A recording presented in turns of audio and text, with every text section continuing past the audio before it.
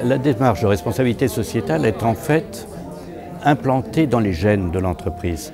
C'est depuis le début qu'on a fait attention à nos parties prenantes, donc on a tenu compte aussi bien des parties prenantes internes que sont les salariés, que des parties prenantes externes, les voisins, les riverains, les banquiers, les assureurs, mais on a intégré des parties prenantes silencieuses, c'est-à-dire la nature, celles qui ne vont pas hurler, mais qui sont quand même extrêmement importantes, et c'est ces parties silencieuses qui représentent cette biodiversité à laquelle il faut faire très attention. Alors, dans l'organisation interne du groupe, nous n'avons pas de directeur du développement durable, tout simplement parce qu'on estime que c'est intégré dans chacune des fonctions de l'entreprise. Lorsqu'il y a une décision d'investissement qui est prise,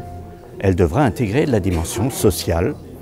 elle devra intégrer la dimension de l'impact environnemental. Et de cette façon-là, en fait, c'est un rôle de coordination qui s'effectue au niveau d'une direction générale, mais ce n'est pas une fonction en elle-même.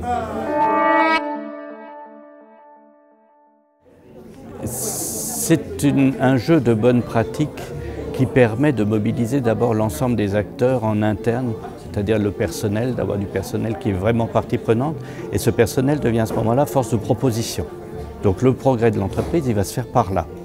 C'est également un facteur d'acceptation de notre métier, le métier du traitement de déchets, où il faut expliquer ce qu'est ce métier, il faut expliquer tout ce qu'on peut encore tirer